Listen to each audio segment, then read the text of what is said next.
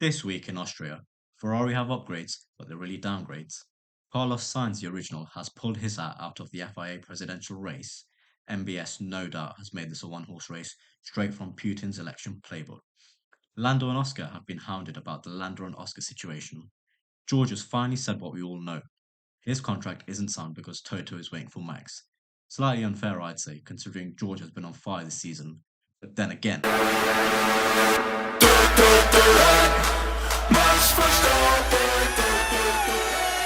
and the F1 movie has premiered. And premiered again. I went and watched it. It's very Hollywood. It's like an extended episode of Drive to Survive where they shove the whole season into one film, leaving F1 purists seething about how too many people now like their sport and how the sport was better back in their day. This is Formula Party, and this is what happened in the Austrian Grand Prix weekend. This time out, we're driving laps around the Red Bull Ring. Yes, one of the teams in the paddock has their own track, similar to another team in the paddock having their own junior team. Oh, wait. Yep, never mind. And first, here are some of the team's rear wing configurations. Just Williams on the green boat that no one could seem to get a sight of until the cars were out for FP1. McLaren and Ferrari have gone for comparable setups, and Red Bull and Mercedes have a similar setup of rear wings too. Smart of Mercedes to follow the track owner's configuration here. I'd do the same thing. And shout out to Don Albert for the inside scoop. The Red Bull Ring requires a medium downforce setup. It's one of the quickest laps on the calendar, combining 3 fast straights with the precision of 9.5 corners. Yes, I'm going to say it. Turn 2 is basically a straight. Fight me. Time for FP1 now. Leclerc and Norris sat this one out to make way for Bogdanovich and an Irishman named Alex Dunn. And let me tell you, Alex done well this session, finishing P4, and McLaren were so excited for him to be in the car that there were 3 people speaking to him over the radio at the same time, something I'm sure he didn't appreciate. George finished P1, and it seems like another nice cool week for that W16 to come alive and deliver a good result. More tears for Lewis this session, and probably this weekend, let's be honest, claiming he's got no pace. It might be time to create a Tears for Lewis section, but fear not, because I'll be there crying too. And for Max this weekend as well. Max is without his race engineer GP for this GP. Unforeseen circumstances meaning Super Max is without his partner in crime for the first time in his F1 career. Here's for Max. I can almost see this causing him to somehow get into chaos and acquire that fatal 12th point. FP2 came around and Norris and Charles were back in their cars, much to the delight of Piastri, who finished almost 2 tenths behind his teammate this session, ending it in P2. Updates only on Lando's car this weekend.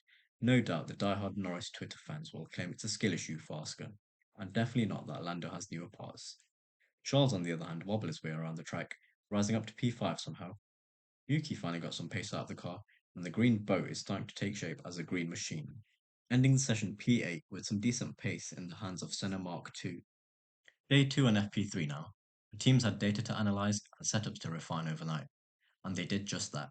McLaren continued their dominance at the top of the timesheets, Lando again clear of his teammate by a tenth on this occasion. That new spec McLaren coming in hot. Even Ferrari found some pace, P4 and 5 this session, begging the question whether they'll be able to recreate this form in quali later that afternoon. Senna Mark II made it 3 for 3 in practice, finishing P10 with Stake F1 starting to low-key cook. It's about time. Mercedes started to fall off a bit, sitting P6 and 7, with a considerable gap to even Ferrari, almost 2.5 tenths off P5, not showing the progression that Mercedes will have wanted to see overnight. The Aston Martins looked like they were building on Canada, putting up quite a solid showing so far this weekend. P8 and 12 in FP3, with Lance ahead of the rookie Alonso this session. Shout out to Yuki, who's playing the stand here and dedicating his driver number to Alonso's quali streak so far against Stroll. It's 22 0. They do also comfortably look best of the rest this weekend. Quali will be interesting. Badger, on the other hand, had a little spin, finished P20 in FP3. But my last video was about how he is solid for Rookie of the Year, so we're going to ignore this. Quali time now, and wow, did we get a result. George Russell left it late to get after dropping Q1, but the real shocks came when Sainz and Sonoda failed to make it out of Q1, with their teammates making it through with relative ease. Hulkenberg was also out in Q1, and he probably had a good shot of making it out too. Bortoleto was very at one with the car and extracted a lot more pace from it. So far this weekend, Bortoleto is killing it. He has been consistently showing up this weekend and was rewarded with a place in Q3.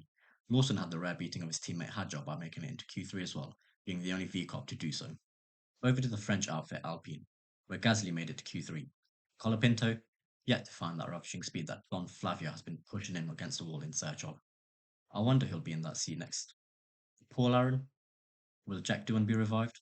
Will Fernando Alonso come back to the team in the biggest plot twist of all? Antonelli squeezed through to Q3, and that Mercedes pace is vanishing in the improving weather very quickly. Mercedes finishing P5 and 9 for Russell and Antonelli.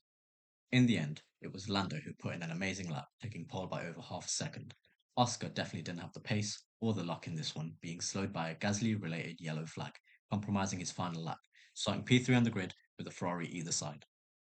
We come to race day now, and it's the hottest day of the weekend, with the track temp ramping up too. Bad news for the Mercedes, who are starting to lose performance very quickly. To be fair, we only had to wait for the formation lap before the issue started, and it was Sainz who refused to move until the rest of the cars had finished the formation lap, after which he got moving, completing the formation lap, came into the pit lane, and became the burning man, with Marshall's and Williams' pit crew rushing to extinguish the fire that had burst out on his brakes. That was the end of his race. When we finally went racing, Antonelli said no, misjudged his speed and braking, showing us his best Kvyat impression, torpedoing straight into the side of Max and ending Max's race there. The race did eventually get underway again, cleanly, properly, and it was George who was closely following the rear of Hamilton's Ferrari, till that Mercedes realised it was a hot day and subsequently did fall off the side of the earth with its speed. Mercedes did have a half decent weekend with George, but with a rookie error from Antonelli, only one car scored points this weekend.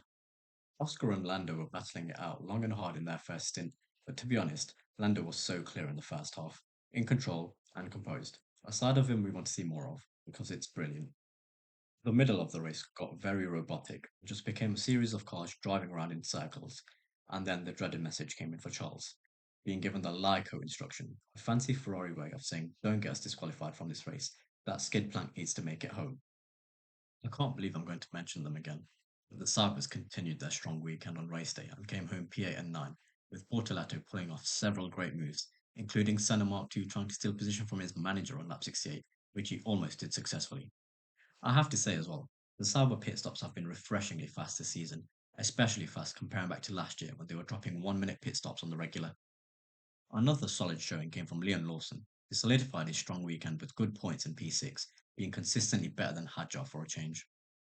From the checkered flag, it was Lando out front who put in a mature, all-round performance and took the checkered flag for the win.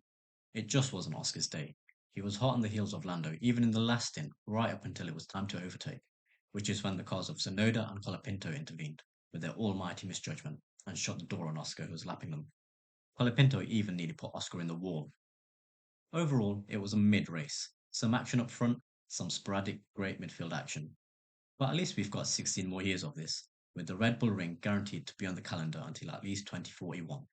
And that's my Austrian Grand Prix race review. Let me know your thoughts on the race in the comments. This is Formula Party, and I'll see you at Lights Out.